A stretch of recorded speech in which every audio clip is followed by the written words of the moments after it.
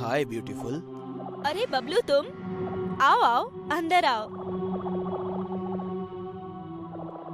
दुनिया की सबसे सबसे खूबसूरत लड़की को मेरी तरफ से प्यार भरा हैप्पी हैप्पी हैप्पी बर्थडे।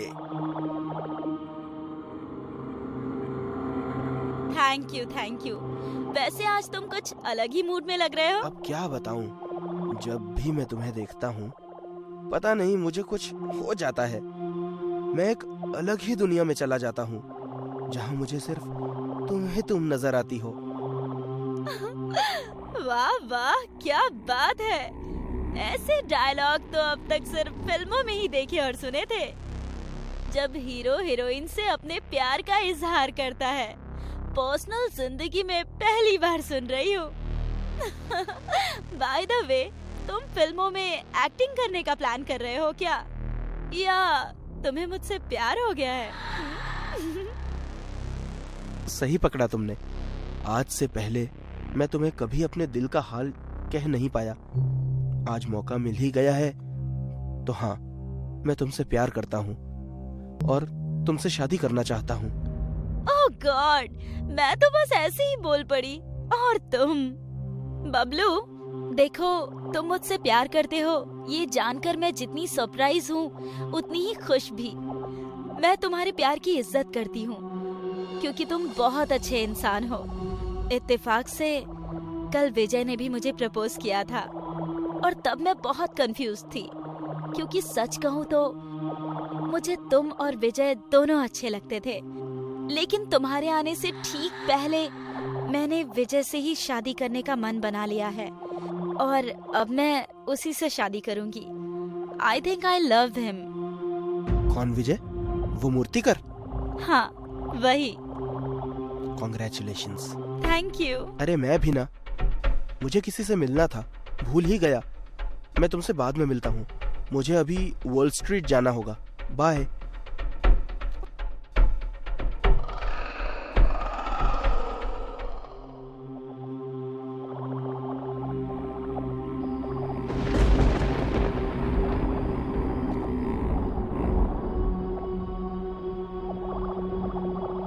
चलो भाई, मूर्ति भी बनकर तैयार हो गई। थोड़ी देर सूखने देता हूँ, फिर नेहा को जाकर उसका बर्थडे सरप्राइज देता हूँ। इसे देखकर वो बहुत खुश हो जाएगी क्योंकि वो भगवान शिव की सवारी नंदी जी को बहुत पसंद करती है।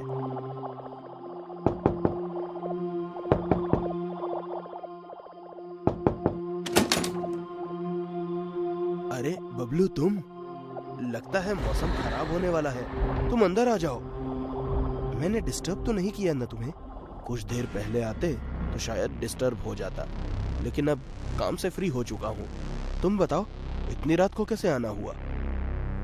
कुछ नहीं यार, बस यहीं पास से गुजर रहा था तो अचानक ध्यान आया तुम्हारा घर आसपास ही है, तो सोचा तुमसे मिलता चलूं, तो आ गया। तुम्हें कोई प्रॉब्लम तो नहीं है ना? कैसी बात कर रहे हो यार, भला मुझे क्या प्रॉब्लम होगी? लेकिन मुझे प्रॉब्लम है। क्या किया तुमने? क्यों? क्योंकि मैं भी नेहा से प्यार करता हूँ और तुमसे ज्यादा करता हूँ। देख लो, तुम्हें मारने में जरा भी घबराया नहीं। मारे जाने के बाद नेहा मेरी होगी, सिर्फ मेरी होगी नेहा।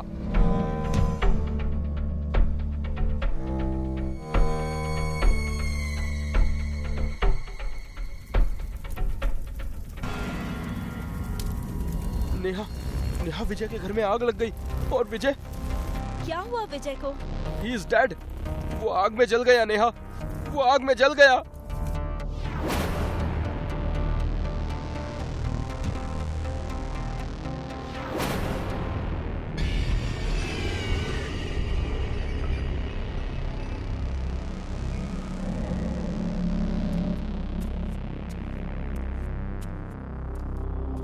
ये कैसा घर है?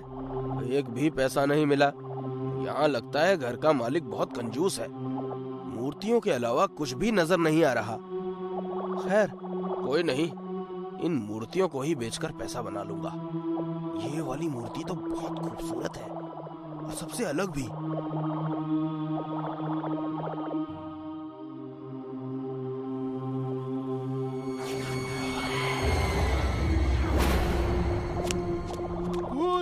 भूत भूत भूत भूत। भागने की तुम्हारी सारी कोशिशें बेकार है, तुम कहीं नहीं भाग सकते। मुझे छोड़ दो जी। ओ जी जी जी, गलती हो गई जी मुझसे।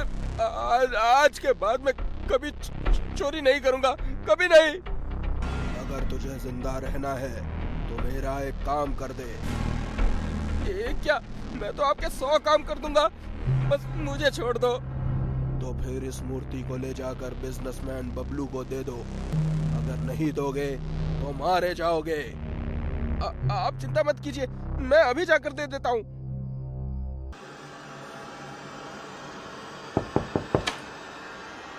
जी कहिए।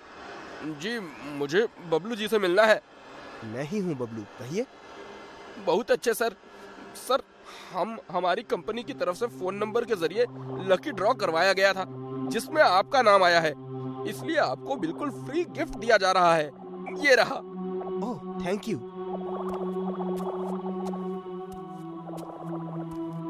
वाह, कितनी खूबसूरत मूर्ति है। ऐसी मूर्ति तो उसे भी बहुत पसंद है। हेलो नेहा, तुम अभी इसी वक्त मेरे घर आ सकती हो क्या? मुझे तुम्हें कुछ दिखाना है। नेहा देखो, मैंने तुम्हारे लिए क्या मंगाया है। तुम्हारी सबसे पसंदीदा मूर्ति नंदी जी। तुम्हें पता है, इसे मैंने खास तुम्हारे लिए ही बनवाया है। Wow, so nice, so beautiful. मुझे पता था नेहा, नंदी जी की मूर्ति देखकर तुम्हारे चेहरे में स्माइल जरूर आएगी। इस स्माइल को देखने के लिए मैं न जाने कब से तरस रहा था। नेहा, जाने वाला तो चला गया, अब उसका सोच सोच कर इस जिंदगी को सैड बनाना क्या सही है? बबलू, मैं तुम्हारी बात अच्छे से समझती हूँ, लेकिन मैं क्या करूँ? मैं विजय से प्यार करती हूँ और जब तक मैं जिंदा हूँ उसके सिवाय किसी और के बारे में सोच भी नहीं सकती। जिंदगी बहुत बड़ी है नेहा, इसे यूं बर्बाद मत करो। आखिर तुम कब तक यूं ही गम के साए में अकेली तड़पती रहोगी? मुझसे तुम्हारी ये हालत देखी नहीं जाती। अगर तुम्हें सही लगे तो मैं तुम्हारा दुख अपने साथ शेयर करना चाहता हूँ। बबलू, मैं जानती हूँ कि तुम मेरे सबसे अच्छे दोस्त हो और मुझे ये भी पता है कि तुम मुझे बहुत खुश रखोगे, लेकिन सॉरी बबलू, मैं विजय की जगह किसी और को नहीं दे सकती। और प्लीज, आज के बाद हम इस टॉपिक पर कोई बात नहीं करेंगे। तुम बैठो, मैं तुम्हारे लिए कोल्ड ड्रिंक लाता हूँ।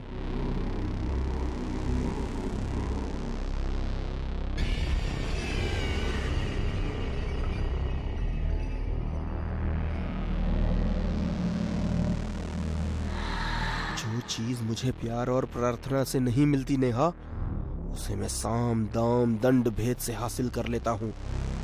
कुछ ही देर में तुम मेरी बाहों में होगी। ये लो, कोल्ड ड्रिंक पियो। इसे पीने से तुम्हारा दिमाग थोड़ा ठंडा और ताजा हो जाएगा। कोल्ड ड्रिंक मत पीना नेहा।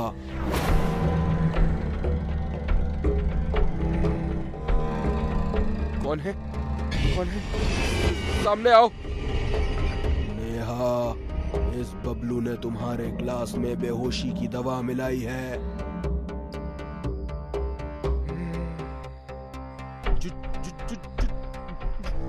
झूठ है नेहा, मैंने कुछ नहीं मिलाया है। कौन है?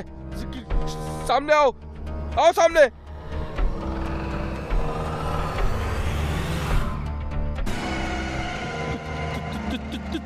तुम? क्या बात है, तुम्हारी याददाश्त शक्ति तो बहुत तेज है। मुझे तो लगा था कि तुम मुझे भूल ही गए होगे। विजय, तुम कहाँ चले गए थे विजय? अपनी नेहा को छोड़कर कहाँ चले गए थे? हाँ? यूं दूर जाने के लिए मुझे माफ कर दो नेहा। तुम्हारे जन्मदिन के तोहफे के लिए मैंने तुम्हारे लिए नंदी जी की यही मूर्ति बनाई थी, लेकिन तुमसे मिलने से पहले ही इस कपटी, धूर्त, धोखेबाज दोस्त कहलाने वाले नीच इंसान ने मुझे मारकर मेरे घर में आग लगा दी। नेहा, इंसान नहीं, भूत है। बातों में मत आना, ये झूठ बोल रहा है। नहीं, मेरा विजय झूठा नहीं है, झूठे तुम हो, धोखेबाज हो तुम, हत्यारे हो।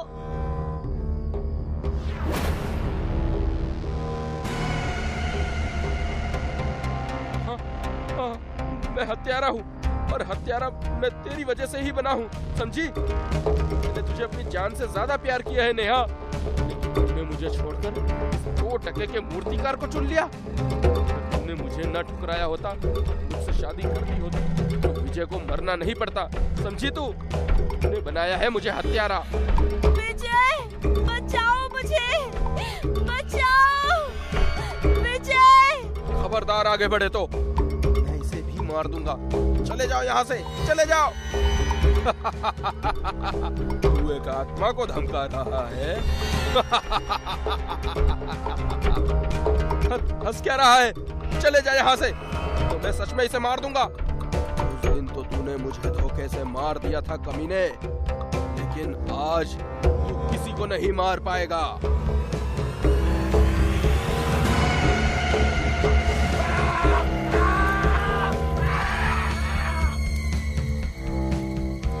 नेहा, मैं जाना तो नहीं चाहता, लेकिन मुझे जाना ही होगा। लेकिन जाने से पहले तुम्हें बस यही कहना चाहता हूँ, मैं तुमसे बहुत प्यार करता हूँ नेहा। मैं भी तुमसे बहुत प्यार करती हूँ विजय। I love you too। तुम्हारे बिना मेरे जीवन का कोई अर्थ नहीं है। मैं भी तुम्हारे साथ चलूंगी विजय। अगर उसके लिए मुझे मरना भी पड़ेगा तो मैं मरूंगी, और मरने के बाद हम दोनों अपनी दुनिया में खुशी खुशी साथ रहेंगे। नहीं नेहा, आत्महत्या करना पाप होता है। तुम ये पाप मत करो। वादा करो, तुम जियोगी, मेरी खातिर जियोगी। वादा करो नेहा। अगर तुम यही चाहते हो विजय तो ठीक है, मैं जीऊंगी। खुश रहना। तुम भी। चलता हूँ। विजय।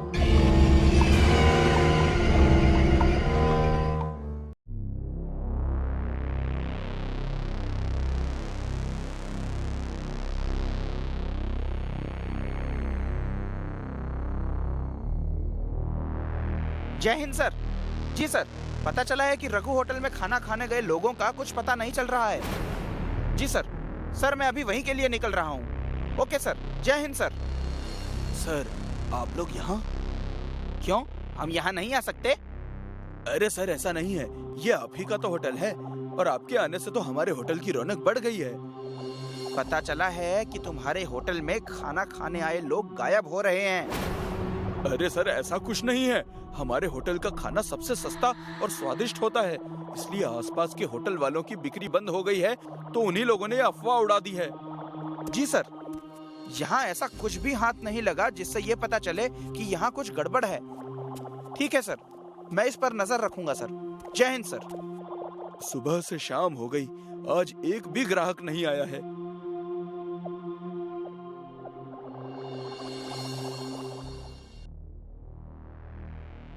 जी बॉस। रघु, ये क्या चल रहा है? 1 हफ्ता हो गया और अभी तक एक ग्राहक नहीं आया। बॉस, लोग डर गए हैं और पुलिस का भी आना हो गया, तो गांव के लोगों ने आना बंद कर दिया है। मुझे कोई बहाना नहीं सुनना रघु। अगर ऐसा ही चलता रहा तो हमारे काम का नुकसान होगा, जो मैं बर्दाश्त नहीं कर पाऊंगा। बॉस, आप गुस्सा मत कीजिए, मैं कुछ करता हूँ। यही अच्छा होगा, तुम्हारे लिए और हमारे काम के लिए भी। अब से 50 रुपए में नहीं, बल्कि 20 रुपए में भर पेट भोजन कीजिए। सस्ता भी, स्वादिष्ट भी। आइए आइए, 20 रुपए में भरपेट भोजन कीजिए। चलिए भाई साहब, खाना खा लीजिए, कुछ चाय पानी कर लीजिए। ज्यादा नहीं, बस 20 रुपए में। अरे नहीं भाई, तुम्हारे खाने के चक्कर में मुझे कुछ हो गया तो? नहीं भाई, मुझे माफ करो, मुझे नहीं खाना तुम्हारे होटल का खाना। अरे ऐसा कुछ नहीं होगा, आइए तो सही, बहुत स्वादिष्ट भोजन बना है। अरे भाई, भूख नहीं है मुझे, जाने दो। भूख नहीं है तो क्या हुआ, चलकर 1 गिलास ठंडी ठंडी लस्सी पी लीजिए।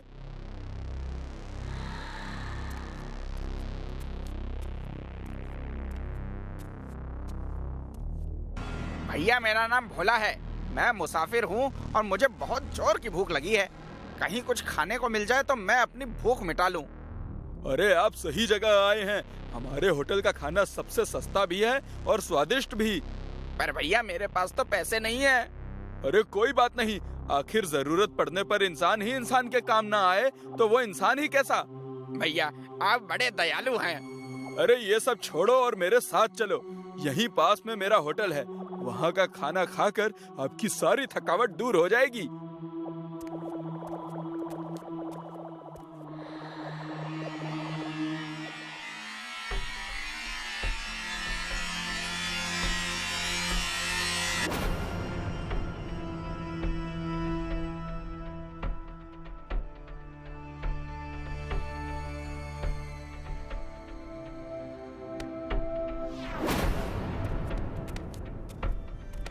अरे इधर उधर क्या देख रहा है? चल तू भी खड़ा हो जा और काम पर लग जा।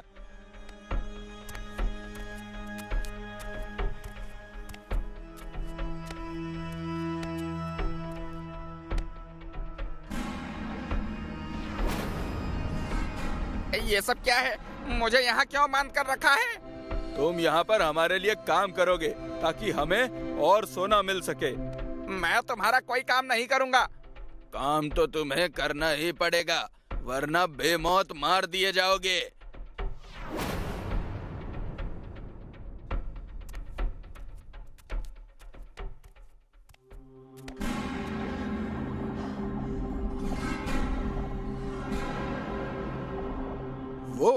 वो इस वक्त यहाँ क्या कर रहा है?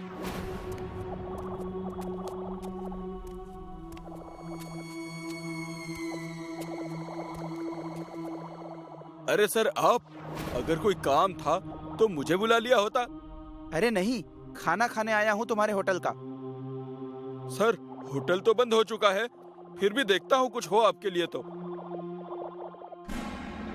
सर ये दाल रोटी ही बची है, आप इसी से काम चलाइए।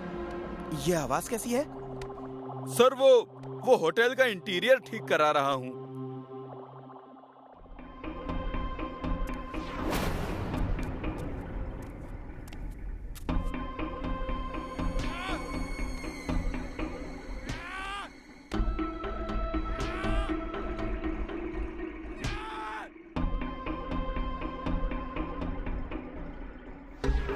अगर तू काम करने से मना करेगा तो तेरा हाल इससे भी बुरा होगा। क्यों जिद कर रहा है? यही तेरी नियति है।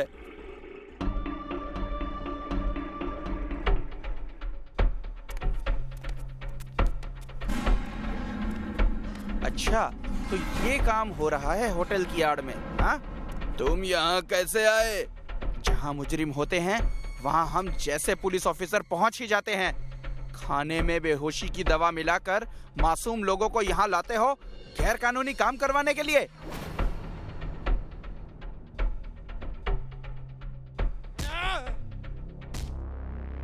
अब तू हमारे बारे में बहुत कुछ जान चुका है, तो अब तुझे मरना पड़ेगा। नहीं रघु, इसे भी काम पर लगाओ ताकि इसे देखकर बाकी लोग भी समझ जाएं कि यहाँ मेरे काम को कोई मना नहीं कर सकता है। ये वर्दी लोगों की हिफाजत के लिए पहनी है, तेरी गुलामी करने के लिए नहीं। छोड़ दो उसे, वरना तुम लोगों का अंजाम बहुत बुरा होगा। रघु, पहले इस इंस्पेक्टर को ठिकाने लगा, उसके बाद इस कमीने को।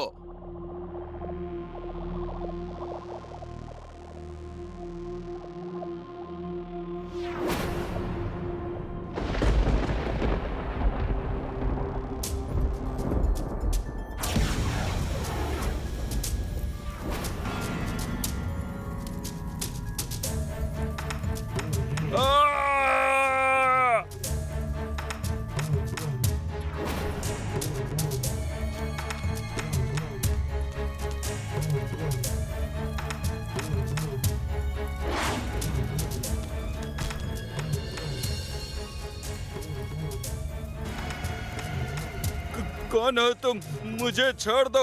मैं आज से सारे गलत काम छोड़ दूंगा और इन लोगों को भी आजाद कर दूंगा। छोड़ दो मुझे। मरना तो तुझे होगा, क्योंकि मैं तुझे मारने ही आया हूँ। रुक जाओ, मैं नहीं जानता आप कौन हैं, पर इसे छोड़ दीजिए। आप कानून को हाथ में नहीं ले सकते। इस माल्या ने इसी कानून की धज्जियां उड़ाई थी आज से 3 साल पहले। मैं इसी भीमापुर गांव का थाना इंचार्ज था, इंस्पेक्टर भोला सिंह। एक दिन इन लोगों ने खाने में नींद की गोली मिलाकर मुझे और मेरे साथियों को थाने में जिंदा जलाकर मार दिया था, क्योंकि मेरे पास इस माल्या के खिलाफ सबूत था। आप एक पुलिस वाले होकर कानून को अपने हाथ में नहीं ले सकते। कभी कभी इन जैसे मुजरिमों को सजा देने के लिए कानून के दायरे से हटकर कानून को हाथ में लेना ही पड़ता है।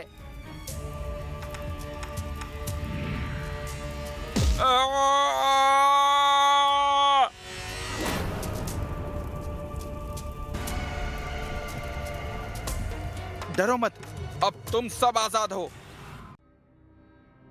दिसंबर की सर्द रात में अलीगढ़ रेलवे स्टेशन पर एकदम शांति थी। कोई भी यात्री वहां पर मौजूद नहीं था। तभी एक ट्रेन वहां पर आकर रुकी। ट्रेन से कुछ पैसेंजर उतरे तो स्टेशन पर कुछ हलचल हो गई। ये ट्रेन अपने निर्धारित समय से 5 घंटे लेट चल रही थी।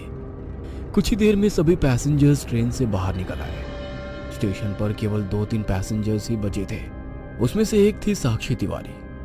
साक्षी अलीगढ़ मेडिकल इंस्टीट्यूट में एडमिशन के लिए आई थी। इस वक्त उसे अपने भाई और मम्मी के साथ होना था, मगर एन टाइम पर पापा की तबीयत खराब होने के कारण उसे अकेले ही आना पड़ा। अपनी ट्रॉली को घसीटते हुए जैसे ही वह स्टेशन से बाहर निकली तो एक टांगा सामने खड़ा था और कोई सवारी का साधन ना मिलने पर उसने इस टांगे वाले के पास पहुंचकर कहा, भैया लक्ष्मीबाई हॉस्टल जाना है। टांगा वाला ऊनी कपड़े पहने, ऊपर से काले कंबल ओढ़े हुए था। मंकी कैप से सिर्फ उसकी आंखें नजर आ रही थी। अपनी बड़ी बड़ी आंखों से कुछ देर तक वो उसे घूरता रहा। फिर टांगे वाले ने उसे बैठने का इशारा किया तो घबराते हुए साक्षी उसके टांगे में बैठ गई।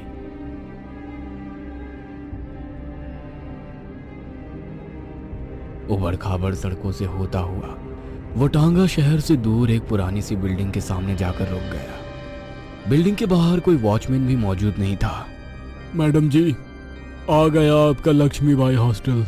टांगे से अपना सामान उतारकर साक्षी ने टांगे वाले को रुपए देने के लिए अपना पर्स खोलकर पैसे निकालने ही वाली थी कि टांगे वाले का घोड़ा तेजी से हिलने लगा और उसके कंट्रोल से बाहर हो गया। अपने घोड़े को पुचकार कर टांगे वाला बिना पैसे लिए तुरंत वहां से चला गया। टांगे वाले को ऐसे जाते देखकर साक्षी को हैरानी हुई। वो अपना सामान लेकर हॉस्टल के भीतर दाखिल हुई तो उसने देखा कि हॉस्टल का इंटीरियर पुराने जमाने का है। यहाँ तक कि रिसेप्शन पर रखा हुआ फोन भी पुराना गोल्ड डायल वाला था। रिसेप्शन पर एक बुजुर्ग महिला बैठी हुई थी। साक्षी ने उसके पास जाकर कहा, मैम, मैं साक्षी तिवारी। वैसे तो मुझे 4 घंटे पहले आ जाना चाहिए था, मगर ट्रेन लेट होने के कारण मैं थोड़ा लेट हो गई। क्या मैं अभी हॉस्टल में चेक इन कर सकती हूँ?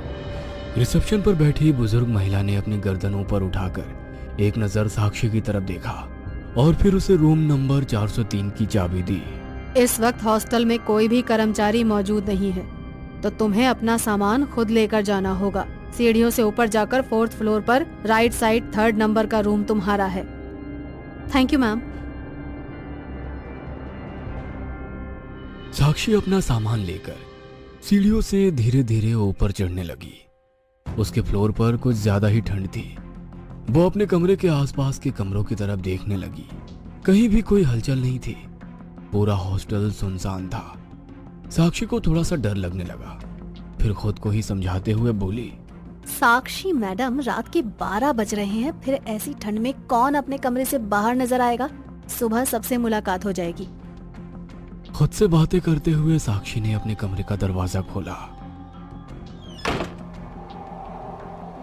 तो कमरे की खिड़कियां खुली हुई थी। उनसे सर्द हवाएं कमरे के भीतर दाखिल हो रही थी। वो उस खिड़की को बंद करने के लिए जैसे ही आगे बढ़ी, खिड़की के सामने जो पेड़ था उस पर 2 लाल चमकती हुई आंखें नजर आने लगी। वो आंखें बहुत ही भयानक थी। उसे देखकर साक्षी के पूरे शरीर में एक तेज सिहरन हुई और उसने तुरंत वह खिड़की बंद कर दी।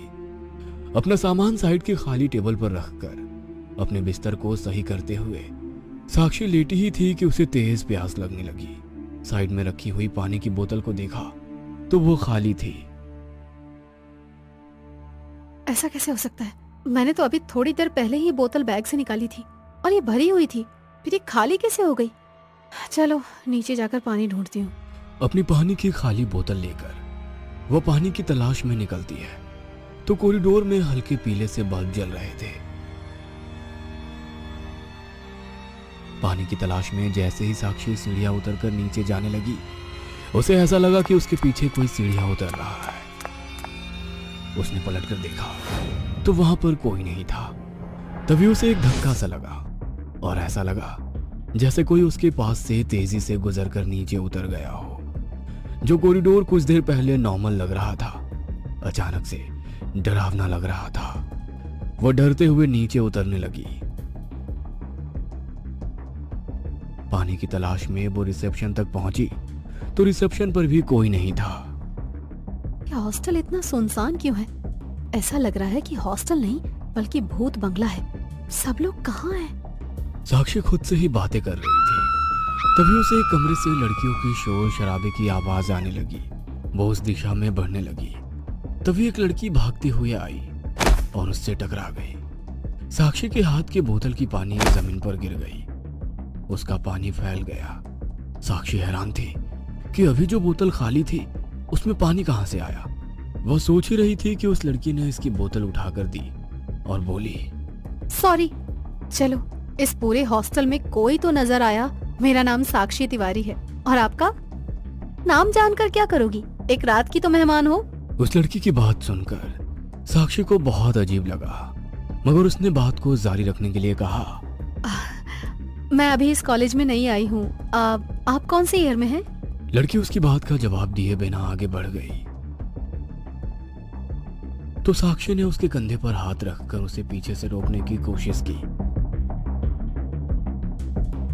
तो उस लड़की ने बिना मुड़े ही अपनी गर्दन पीछे घुमा दी। ये देखकर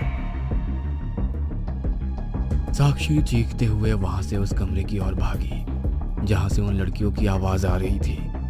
उसके दिल की धड़कनें तेजी से धड़क रही थी। उस कमरे में 8-10 लड़कियां तेज म्यूजिक लगाकर डांस कर रही थी।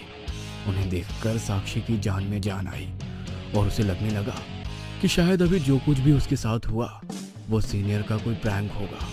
वे लोग उसकी रैगिंग के लिए ये सब कर रहे होंगे।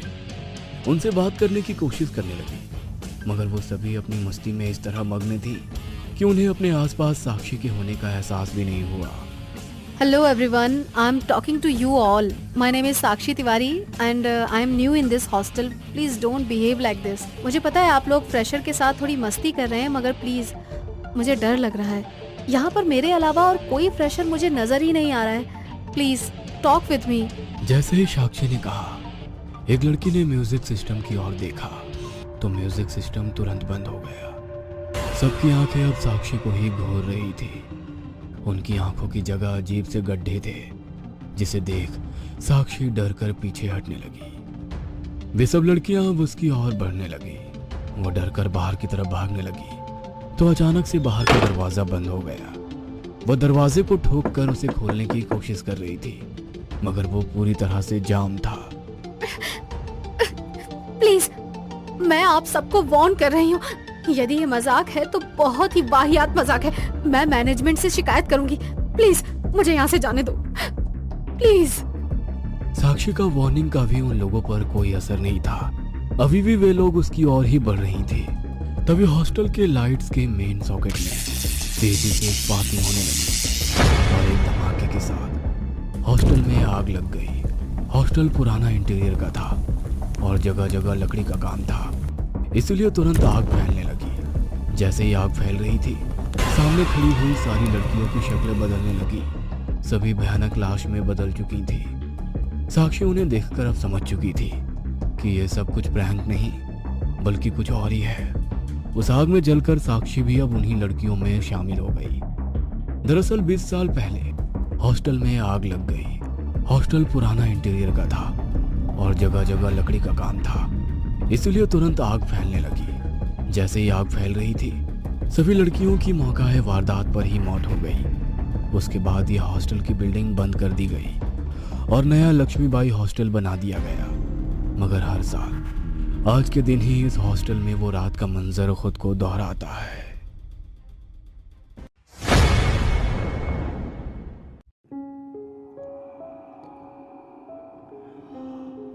ऑफिस से थका हारा रोहन अभी घर लौटा ही था कि अचानक से उसका फोन बजने लगा। उसने फोन उठाया तो फोन उसके कलीग का था। गुस्से में उसने उसका फोन कट कर दिया। तभी उसके फोन पर मैसेज आया, मुझे पता है आज ऑफिस में बॉस ने तेरी क्लास ले ली है। तुझे जल्द ही चैनल के लिए एक खास रिपोर्ट बनानी है। मेरे पास एक ऐसी खबर है कि तू खुश हो जाएगा। जल्दी से मेरे घर पहुंच। रोहन ने दियान के बुलाने पर तुरंत अपनी बाइक उठाई और दियान के घर पहुंच गया। वहां पर गया तो दियान ड्रिंक्स और स्नैक्स लेकर रोहन का इंतजार ही कर रहा था। दियान ने एक ड्रिंक रोहन की ओर बढ़ा दी और फिर अपना लैपटॉप रोहन की ओर आगे करके बोला, ये देख भाई, तेरे मतलब की चीज है, देख देख। ये क्या है? इसमें तो किसी घाट के बारे में जिक्र है। अबे ये कोई ऐसा वैसा घाट नहीं है, बल्कि ये गिर गर्दन घाट है। गिर गर्दन घाट? अरे वहां तो कहते हैं कि किसी प्रेत का साया है। हर अमावस्या वहां पर कोई ना कोई हादसा जरूर होता है ना? हाँ, होता तो है वहां पे हादसा, और आज अमावस्या की ही रात है। क्यों ना हम दोनों वहां चलकर सच्चाई का पता लगाएं। हमारे पास एक अच्छी खासी स्टोरी भी क्रिएट हो जाएगी। क्या बोलता है? अबे पागल है क्या? स्टोरी के चक्कर में हमारी स्टोरी बन जाएगी। अबे खुद से मौत के मुंह में जाना चाहता है? अबे साले, तुझे क्या लगता है ये सब सच है? अबे बकवास है यार। मुझे तो लगता है कि वहां पर एक्सीडेंट लापरवाही के कारण होते होंगे। हम लोग तो सावधानी से उस घाट को लाइव पार करके दिखाएंगे। बस लोगों के मन से उस घाट को लेकर जो भी संशय है हम उसे दूर कर देंगे। क्या बोलता है? अबे चलना यार, इतना क्या सोच रहा है? चल चल। रोहन के बार बार मना करने के बावजूद दियान नहीं माना और उसे अपने साथ लेकर गिर गर्दन घाट के लिए निकल गया। वो लोग जब घाट पहुंचे तो पूरी सड़क पर सन्नाटा पसरा हुआ था। दूर कुत्तों के रोने की आवाज आ रही थी। उन लोगों ने घाट के आसपास के नजारे को ध्यान से देखने के लिए कार एक पेड़ के नीचे रोकी। जैसे ही वो लोग कार से नीचे उतरे, ढेर सारे चमगादड़ उनके आसपास उड़कर हवा में कहीं गायब हो गए। ये देख दोनों को थोड़ा डर सा लगने लगा। घाट की शुरुआत में ही एक भैरव जी का मंदिर था, जिसमें एक अघोरी साधना कर रहा था। जैसे ही उसे चमगादड़ के फड़फड़ाने की आवाज आई, उसने पलटकर देखा। अभम, चले जाओ यहाँ से आगे मत जाना। चले जाओ यहाँ से। इस रास्ते पर आज मौत अपने शिकार का इंतजार करती है। अब हम चले जाओ, चले जाओ। कहते हुए वो अघोरी जैसे ही उनके पास आया,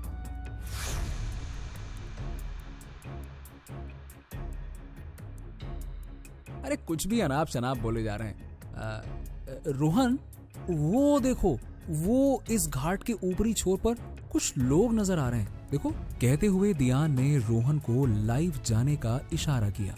सलाम, नमस्ते, सत श्री अकाल, हेलो दोस्तों। आज रात आपका होस्ट और दोस्त रोहन आपके लिए कुछ खास लेकर आया है। तो आज की इस खास वीडियो के कारण आपकी रात तो बहुत ही एडवेंचरस होने वाली है। तो लेडीज एंड जेंटलमैन, आपके सस्पेंस को खत्म करते हुए मैं बता रहा हूँ कि हम लोग गिर गर्दन घाट आए हुए हैं। और आज की यह वीडियो इसलिए खास है क्योंकि आज है नो मून नाइट। जी हाँ, बिल्कुल सही सुना आपने, यानी कि अमावस्या की रात। और कहा जाता है कि यहाँ पर पैरानॉर्मल एक्टिविटी होती है। तो आज आप लोग मेरे साथ उसे पैरानॉर्मल एक्टिविटी का सच जानेंगे और हम सच जान कर रहेंगे दोस्तों। तो आइए दोस्तों मेरे साथ और हम लोग चलते हैं गिर गर्दन घाट के सफर पर। रोहन कैमरा ऑन करता है और दोनों गाड़ी में बैठकर घाट की चढ़ाई शुरू कर देते हैं। रोहन, तुम्हें क्या लगता है कि हमें यहाँ सच में कोई पैरानॉर्मल एक्टिविटी देखने को मिलेगी? अब यार ये तो वक्त ही बताएगा। देखिए दोस्तों, घाट के ऊपरी हिस्से में कुछ लोग हमारा इंतजार कर रहे हैं। हम लोग बस कुछ ही पलों में उनके पास होंगे और आप लोगों की तरह हम भी जानने को बेकरार हैं कि आखिरकार वहाँ पे कौन खड़ा है। बने रहिएगा मेरे साथ, कहीं जाइएगा मत। हम सब कुछ आज जानेंगे इस लाइव वीडियो में। और जब तक हम लोग वहां पहुंचे दोस्तों, फटाफट आप लोग इस वीडियो को लाइक और शेयर कर दीजिएगा ताकि ज्यादा से ज्यादा लोग हमारे इस एडवेंचर का हिस्सा बन सके। ए भाई देखो वहां कौन है, देखो देखो। दोनों उन लोगों पर अपना कैमरा फोकस करते हुए आगे बढ़ रहे थे। उधर ऑफिस के कंट्रोल रूम में उन दोनों का बॉस बहुत गुस्सा हो रहा था। अबे यार, ये दोनों बेवकूफ मेरा चैनल बंद करवा के रहेंगे। अरे क्या नजर आ रहा है वहाँ? कुछ भी तो नहीं है। पता नहीं ये लोग क्या दिखाने की कोशिश कर रहे हैं। सुदीप, यहाँ कंट्रोल पैनल से इन लोगों का लाइव रोक दो। बॉस के कहने पर सुदीप लाइव रोकने की कोशिश कर रहा था, मगर वो नाकामयाब हो गया। सर, लगता है कंट्रोल पैनल में कोई खराबी आ गई है। ये लाइव रुक नहीं रहा है। What the hell is going here? Go and call the engineer. दूसरी तरफ रोहन और दियान कार से आगे बढ़ रहे थे। थोड़ा सा ऊपर चढ़े ही थे कि कार का टेम्परेचर बहुत डाउन हो गया। दोनों ठंड से कांप रहे थे। यार ध्यान, ये अचानक से ठंड क्यों बढ़ गई? ओह, मैंने सुना है कि आसपास कोई नेगेटिव एनर्जी हो तो ठंड बढ़ जाती है।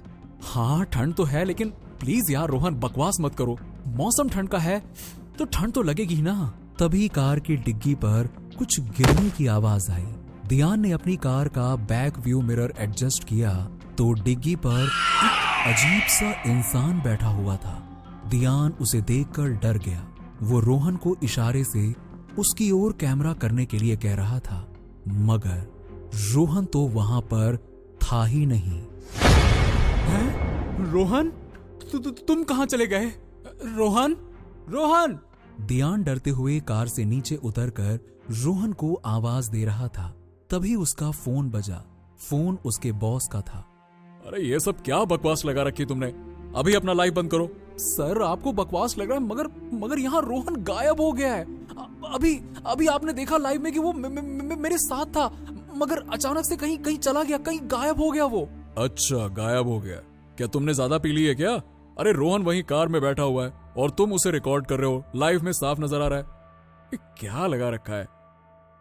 बॉस के बोलने पर दियान ने तुरंत कार की तरफ देखा तो साइड की सीट पर रोहन बैठा मुस्कुरा रहा था। उसने कैमरे में से रोहन को देखा तो वहां पर वो अजीब सा इंसान बैठा हुआ नजर आ रहा था। काली चोंगा पहने हुए उस शख्स की आंखें लाल चमक रही थी। दियान को कुछ भी समझ नहीं आ रहा था कि ये सब क्या हो रहा है। तभी उसको आसपास के वातावरण से अजीबोगरीब आवाज आने लगी। ऐसा लग रहा था कि हवाएं भी उसे कुछ कहने की कोशिश कर रही हैं। वो ठंड में भी पसीना पसीना हो रहा था। उसने ऊपर की तरफ देखा जहां पर कुछ लोग खड़े हुए थे। अब वहां कुछ भी नहीं था। ये सब कैसे हो गया? कुछ समझ नहीं आ रहा है। हे भगवान, हे भगवान! वो अपना सर पकड़कर जमीन पर बैठ गया। तभी रोहन कार से बाहर निकला और मुस्कुराते हुए बोला, क्या हुआ? डर गए क्या? अरे मगर डरना मत। नहीं नहीं नहीं, डरना नहीं। अरे भूत वूत कुछ नहीं होता है। अरे ये तो एक छलावा होता है। कहते हुए रोहन फिर से उसी साए में बदल गया। ये देख दियान की चीख निकल गई। जैसे ही वो चीखा, ढेर सारे चमगादड़ उड़ते हुए वहां पर आ गए। उन सबकी भी आंखें लाल थी। अजीब तरह से चीखते हुए वो सभी चमगादड़ सायों में बदल गए। सभी दियान के आसपास उड़ रहे थे। उस काले चोंगे वाले साए ने आगे बढ़कर दियान का हाथ पकड़ लिया। दियान अपना हाथ उससे छुड़ाकर डरते हुए तेजी से भागने लगा तो वो भागते भागते किसी चीज से टकराकर जमीन पर गिर गया। जैसे ही उसने उस चीज को देखा, उसके होश उड़ गए। वो रोहन की लाश थी। उसे अब भी कुछ समझ नहीं आ रहा था। उसका कैमरा कुछ और दिखा रहा था और उसकी आंखें कुछ और। दियान भागते हुए अपनी गाड़ी के पास पहुंचा और कार में बैठकर वहां से भागने की कोशिश कर रहा था। उसने तेजी से वहां से भागने के लिए कार बहुत स्पीड में चालू की, मगर वो वहां से आगे बढ़ ही नहीं पा रहा था। वो बार बार गाड़ी को रेस दे रहा था, मगर कुछ भी नहीं हो पा रहा था।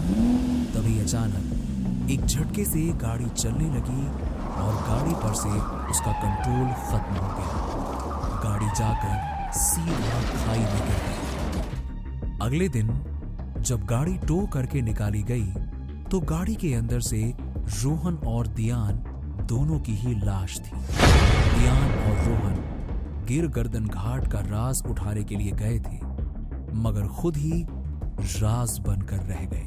कार में से जो कैमरा बरामद हुआ उसमें उस समय की घटना की जो लाइव वीडियो थी वो देखकर हर कोई हैरान था।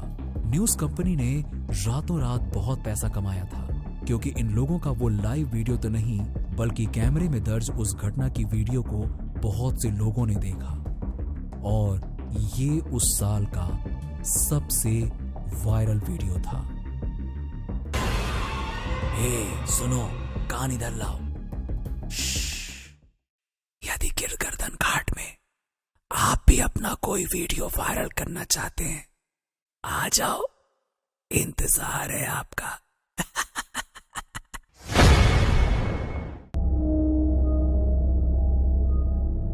एक अंधेरा कमरा जिसमें अग्नि का एक हवन कुंड चल रहा था और जोर जोर से मंत्र उच्चारण की आवाज आ रही थी। रश्मि बेजान सी हवन कुंड के आगे बैठी थी। अपने आसपास जो हो रहा है वो सब कुछ समझ रही थी, लेकिन वो अपनी जगह से हिल भी नहीं पा रही थी, मानो उसका शरीर किसी और के कब्जे में हो। वो बस अपनी बेबस आंखों से सब कुछ होते हुए देख रही थी। उसके बगल में रश्मि का पति विवेक का शरीर पड़ा हुआ था। विवेक का शरीर धीरे धीरे काला पड़ता जा रहा था, मानो जैसे उसके शरीर में खून ही ना हो। मुंबई में रहने वाली रश्मि और उसका हस्बैंड विवेक कुछ दिनों के लिए अपने गांव राजस्थान जा रहे थे। विवेक, बहुत महीनों के बाद गांव जा रहे हैं ना? मैं तो बहुत खुश हूँ और बहुत एक्साइटेड भी हूँ सबसे मिलने के लिए। हाँ हाँ, मिल लेना सबसे, लेकिन सबके बीच मुझे भूल मत जाना, वरना पता चला कि पत्नी पति को ही भूल गई। अच्छा जी, ऐसी बात है। ठीक है, अब तो मैं तुम्हारी एक नहीं सुनूंगी। अब अपने सारे काम खुद ही कर लेना। अरे नहीं नहीं, मैं तो मजाक कर रहा था। आपके बिना तो हमारा पन्ना भी नहीं हिलता। दोनों जोर जोर से हंसने लगे। अचानक से उनकी गाड़ी के सामने एक काली बिल्ली आ जाती है। विवेक जोर से ब्रेक लगाता है। तुम रुको, मैं देखता हूँ। विवेक गाड़ी से बाहर आया और गाड़ी के सामने चेक करने लगा, लेकिन उसकी गाड़ी के हेडलाइट पर कुछ खून के छींटे थे, पर आसपास उसे कहीं भी बिल्ली दिखाई नहीं दी। वो गाड़ी के पास गया और गाड़ी से पानी की बोतल निकाली और हेडलाइट पर लगे खून को साफ करने लगा। उसके बाद वो गाड़ी में आकर बैठ गया। क्या हुआ? सब ठीक है ना? हाँ हाँ, सब कुछ ठीक है, तुम टेंशन मत लो। लेकिन वो बिल्ली गाड़ी के सामने। विवेक ने रश्मि को कुछ ना बताना ही सही समझा। विवेक ने गाड़ी स्टार्ट की और आगे बढ़ने लगा। कुछ देर आगे जाते ही उन्हें एक बूढ़ा आदमी दिखाई दिया जो गाड़ी की तरफ हाथ दिखा रहा था। विवेक, देखो सामने कोई आदमी है, शायद उन्हें लिफ्ट चाहिए। हाँ हाँ, देखा मैंने।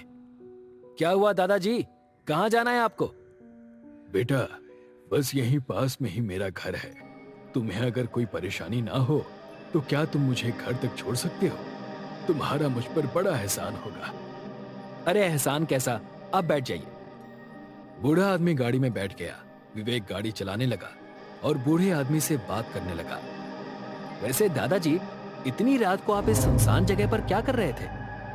मैं अपनी पत्नी की दवाई लेने गया था, लेकिन मुझे वापस आने में देर हो गई और मेरी बस छूट गई। बस इसीलिए पैदल चलते जा रहा था। सब बात कर ही रहे थे कि तभी रश्मि को ऐसा लगा जैसे उसने आईने में कोई भयानक चीज देख ली हो। वो जोर से चीखी। क्या हुआ रश्मि? वो आईने में। विवेक ने आईने में देखा तो उसे कुछ दिखाई नहीं दिया। वो रश्मि को समझाने लगा कि ये उसका वहम होगा। विवेक फिर से गाड़ी चलाने लगा। थोड़ी देर बाद वो एक हवेली के पास पहुंचे। वो हवेली बहुत पुरानी थी और खूबसूरत भी। बूढ़ा आदमी गाड़ी से उतरा और विवेक को थैंक्स बोलने लगा। तुम्हारा बहुत बहुत धन्यवाद बेटा। क्या तुम अंदर चलोगे? मुझे अच्छा लगेगा। चाय तो पीकर जाओ। हम जरूर आते, लेकिन अभी नहीं दादाजी, हमें भी घर जल्दी पहुंचना है। तुम आते तो मेरी पत्नी को भी अच्छा लगता। कम से कम कॉफी तो पी लेते। विवेक चलो ना, चलते हैं, हम थोड़ी वापस आने वाले हैं। रश्मि की बात मानते हुए विवेक गाड़ी से उतरा। रश्मि भी बाहर आ गई। दोनों बूढ़े आदमी के साथ हवेली में पहुंच गए। बूढ़े आदमी ने दरवाजा खटखटाया तो अंदर से एक बूढ़ी औरत काठी के सहारे चलते चलते दरवाजे के पास आई और दरवाजा खोला। ओह, अरे तुम इतनी जल्दी कैसे आ गए?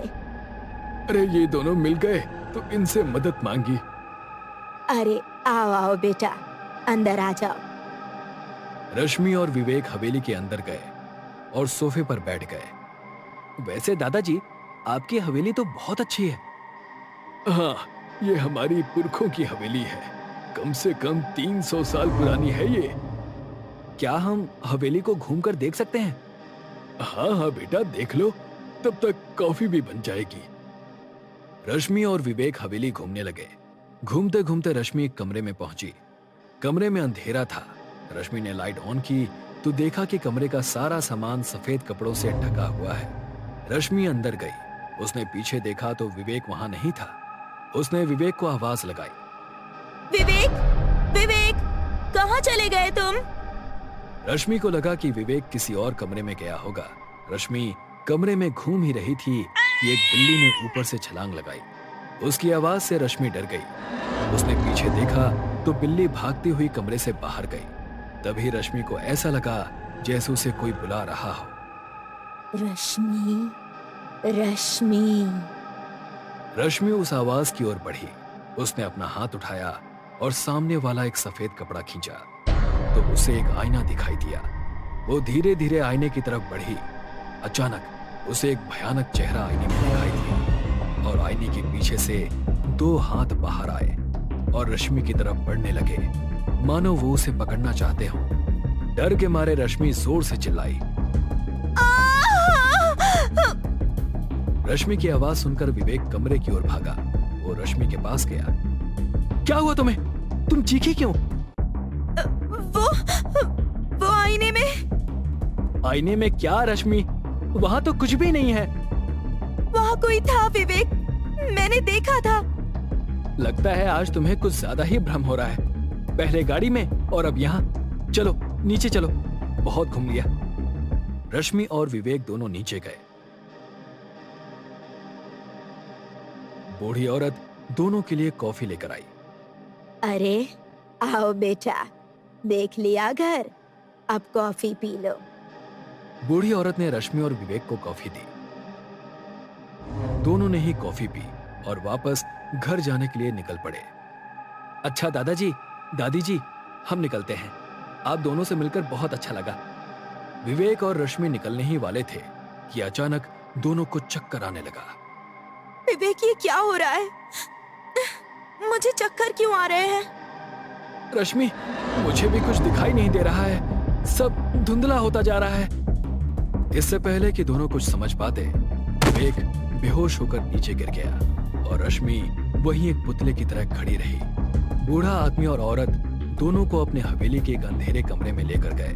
विवेक को एक घेरे में लिटा दिया और रश्मि को भी दूसरे घेरे में बिठा दिया। बूढ़ा आदमी हवन के सामने बैठकर मंत्र बोल रहा था और बूढ़ी औरत हाथ में कुमकुम लेकर चारों ओर घूम रही थी और जमीन पर गोल घेरे में कुमकुम छिड़क रही थी। रश्मि सब कुछ देख रही थी, समझ रही थी, लेकिन कुछ कर नहीं पा रही थी। जैसे जैसे वो बूढ़ा आदमी मंत्र पढ़ते जा रहा था, विवेक का शरीर काला पड़ता जा रहा था और कुछ ही देर में विवेक का पूरा शरीर एक सड़ी हुई लाश की तरह बन गया। रश्मि अपनी बेबस आंखों से इस घटना को देख रही थी। फिर वो बूढ़ी औरत रश्मि के पास गई और उसने रश्मि की बाएं हाथ की उंगली काटी और उसका खून एक कटोरी में जमा करने लगी। थोड़ी देर बाद रश्मि का खून उस कटोरी में भर गया और रश्मि वहीं जमीन पर गिर गई। बूढ़ी औरत ने वो खून नीचे रखा और कुछ मंत्र पढ़ने के बाद सारा खून बूढ़ी औरत ने खुद पी लिया। क्या हुआ? कैसा लग रहा है अब? बहुत अच्छा लग रहा है, फिर से जवान खून पीकर। क्या हुआ, तुम कुछ नहीं कहोगे? क्या अपना चेहरा नहीं देखना चाहोगे? हाँ जरूर। बूढ़ी औरत और उस आदमी ने अपना चेहरा पानी में देखा। पानी में रश्मि और विवेक का चेहरा दिखाई दिया और पूरी हवेली में दोनों की हंसने की भयानक आवाजें सुनाई दे रही थी।